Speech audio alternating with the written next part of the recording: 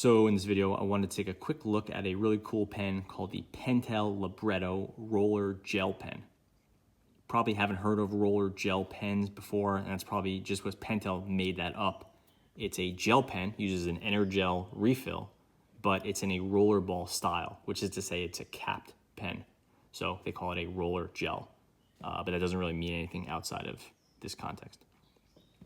The Pentel Libretto is a lot like the Ener-Gel pens we've looked at that so many people that watch this channel like, because it uses that really great Ener-Gel gel refill. It's quick drying, writes really nicely.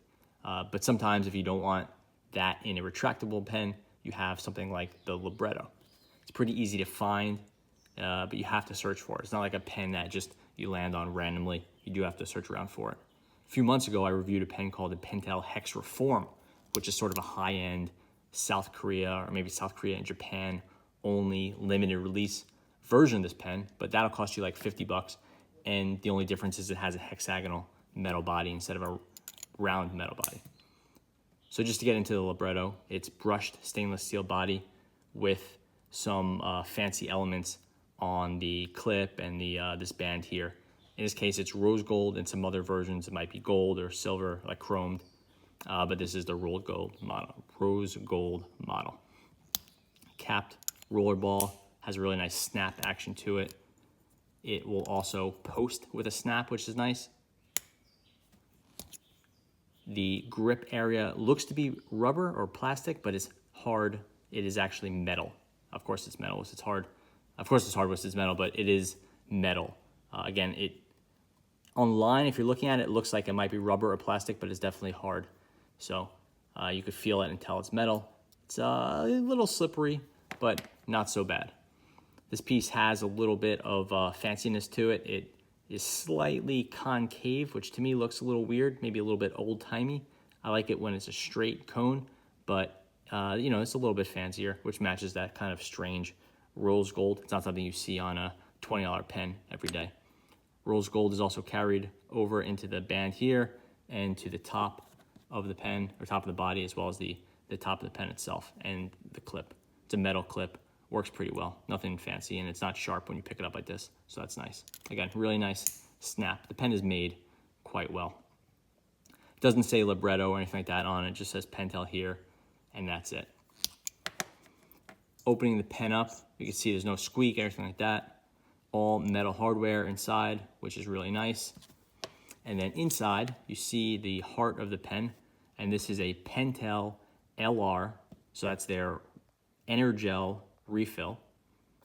I have a little focus issue, but it's a Ener-Gel refill, 0.7 millimeter. So it's kind of the standard Pentel refill, the LR7. You could swap this out for the LRN7, which is the needle tip, the LR5, the LRN5, or the permanent inks. I forget the name of those. It's like the LRP7 or something like that. I have it on unsharpened.com. So basically you have a good selection of quick drying quick drying gel inks to put into this rollerball style pen. There's no spring or anything in here, but it is really, really perfect fit. The downside of that is that you cannot really fit other refills in here. Even though the Pentel shape is relatively standard, you're gonna be really limited what you put in here because it's really a perfect fit for the Ener-Gel refill. That'll be enough for most people, but if you want to swap out for a pilot, you could have some issues. I haven't tested it out extensively, and usually the Pentel refills are good swaps for like a Waterman 337 or whatever they call their rollerball refill, but it's not always perfect, and you could be off by a millimeter or two, and sometimes you just can't get it to work. It's easier if you have a little bit of extra room in the body, but that's definitely not the case here because an exact fit, which is a smaller pen body, we'll get into the size in a minute, but it's definitely on the smaller side for rollerball.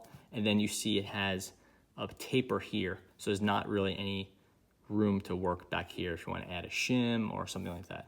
You could try to get a longer refill and cut it down, but it can be a little bit of a hassle. And then you're going to be really limited what you could do up front here because you're going to have to get close to the contours of what Pentel's uses.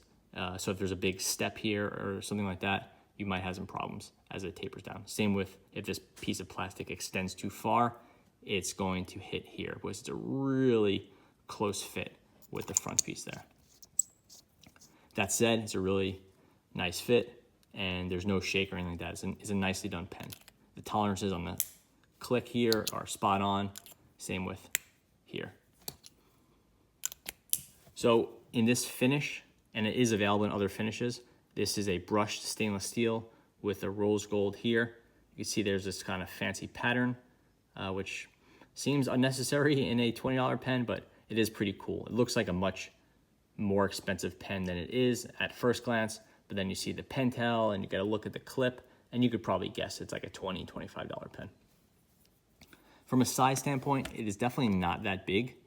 These are 1/2-inch hashes, so 1/2-inch markings. So it's 1, 2, 3, 4, 5 1/4 or so inches closed, and then 1, 2, 3, 4 1/2 or so inches uncapped.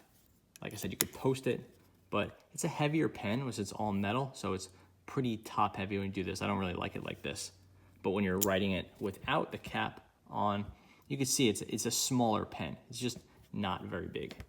It's not tiny, but it's not gigantic. Let's take that cap off, and we'll show it next to a Sharpie. It's a good deal skinnier, and then even shorter than the Sharpie. And here's it next to a Pentel. This is called the Pentel sign pen. Sorry, I was blanking on that.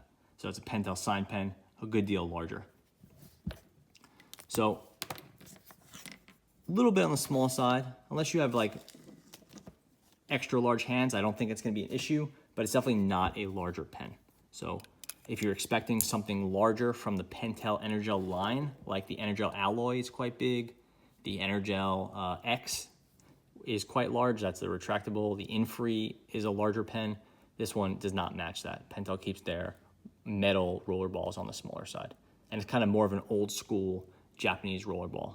Back in the 80s or so, all the, even the early 90s, all the Japanese executive style pens tend to be a little bit smaller like this. Like just check out like a Pilot Cavalier. It's about this size. It's surprisingly small. As far as the writing goes, I mean, you know it's going to be solid because it's an Ener-Gel refill. I think, like I said, a lot of people on this channel really like the Ener-Gel refills. They're just really smooth. They have that sort of watery gel ink that flows really nicely. And this is no different. It's just a standard LR7 refill. Just really nice, and then really quick drying. As a lefty, the Pentel Ener-Gel line is just really nice because it dries so quickly. There's very limited smearing, and that's kind of one of the real strengths of the quick drying gel ink, or quick drying ink, because it dries so quickly. Yeah, I think that about covers it. This is the Pentel Libretto. Pretty nice pen, maybe a little bit lacking in character, but it's a lot of fun to use and a solid price point. Thanks for watching.